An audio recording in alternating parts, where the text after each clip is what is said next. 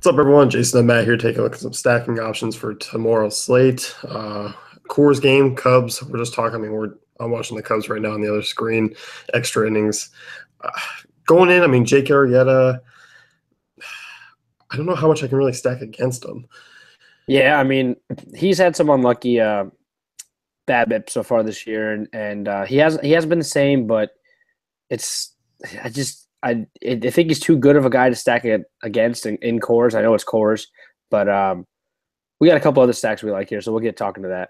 Yeah, I think so. The Cubs are definitely more in play than I think the Rockies are. Yeah, we got to see what goes on tonight, right? Yeah, I think so. If this game trends later into the night, I think the more and more I become off of them. Yeah, and if they start, using actually, it might put me more on. Speaking of Arrieta, it might put me more on Arrieta if this keeps going and the Cubs tax their whole pen. You know what I'm saying? Yeah, they were already kind of depleted coming into tonight. That's what I'm saying. But yeah, I definitely like the Cubs better in this one. And Sensatella is actually pretty good though. He throws a lot of hard stuff, which usually is not the stuff that gets killed in cores. It's usually that the curveball, and he's got the really tight slider and everything. So he's pretty good. But I actually might stay away from this game. Yeah, I think we'll talk about a couple teams right now that Coors is probably still my third or fourth team that I like tonight. I think I like these two that we'll talk about more. Yeah, it's always got to at least be on your mind, Yep. Look at the Yankees though, going into Great American Ballpark. That offense has been red hot this season, and finally getting Gary Sanchez back. The problem is with this stack, it's like you basically have to build two of them because it's really 1 through 7. You have to get some exposure to these guys. Yeah, seems like the Yankees offense starting to turn into those top offense like the Cubs and Nationals, and you can, start throwing little pieces, cheaper pieces, and very contrarian pieces, Yeah, throwing Chase in raw. Headley. Yeah, I know. Chase Headley, dude, for real. But I know Sanchez is back. But like even before, people were winning tournaments with Romine, and look at last night, Aaron Hicks.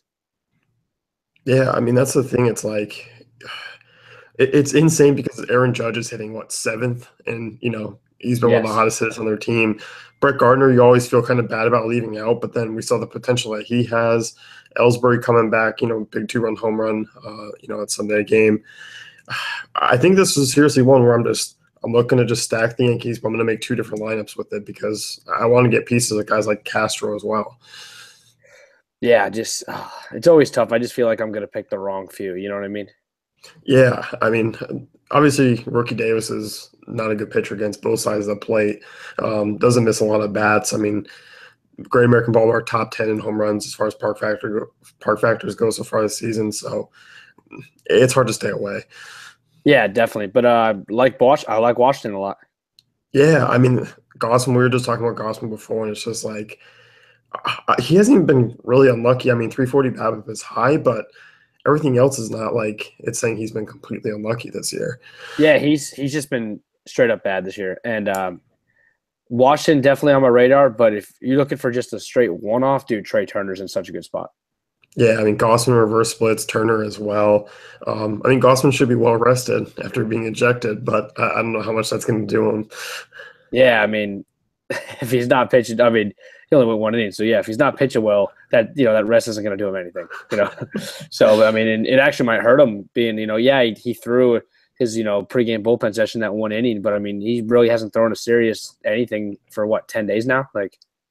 Yeah, it's been a while, and you look, 10% drop in strikeout rate from last year, walk rate's up 6%. It's just something's up with him. He was really dominant against lefties. Now, not so much this year. And obviously, Harper, if he's in the lineup, which he's expected to be, Daniel Murphy in Camden Yards too.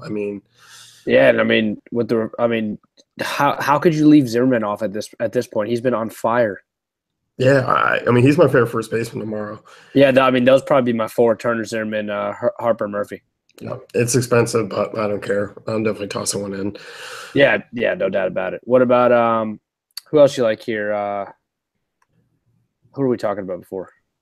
We're looking at Oakland. Oakland, yeah. Yeah, I'm intrigued.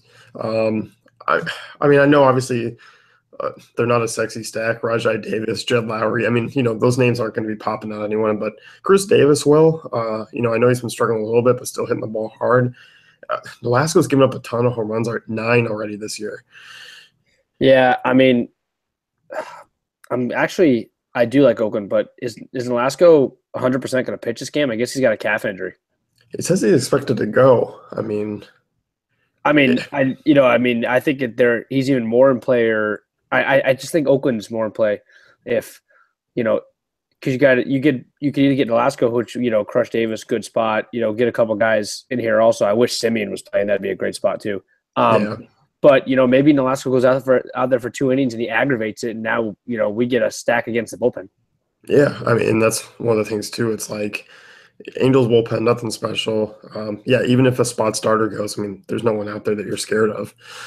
No, that's what I'm saying. If a spot starter goes, even better. We can figure out exactly who we want. You know what I'm saying?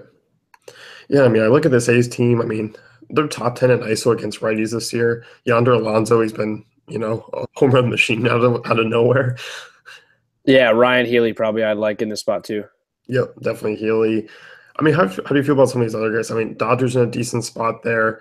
Ballpark a little bit downgrade at night. San Diego's in a good spot, but I like them. I'll like some pieces. I don't know if I'll go the full stack though.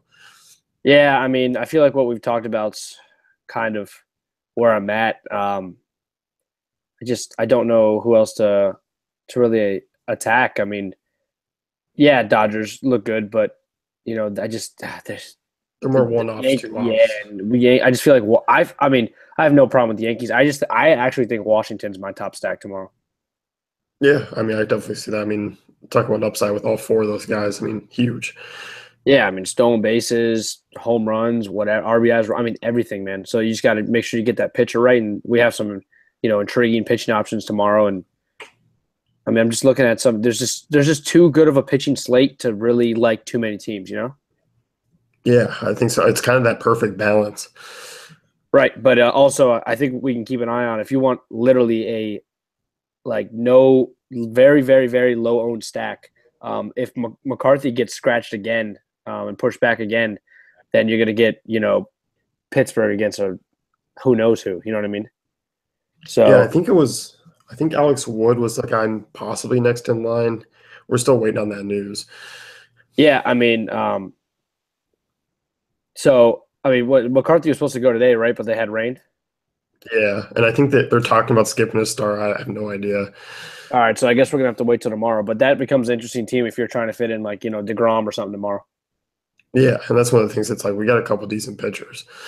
Right, exactly. So, but besides that, dude, I think we covered it. Washington's my top, and then the Yankees, and then probably Coors, and then Oakland. Yeah, no, I'm definitely with you there. So let's wrap things up with us. You can head over to fantasycafe.com, check out our great tools and content.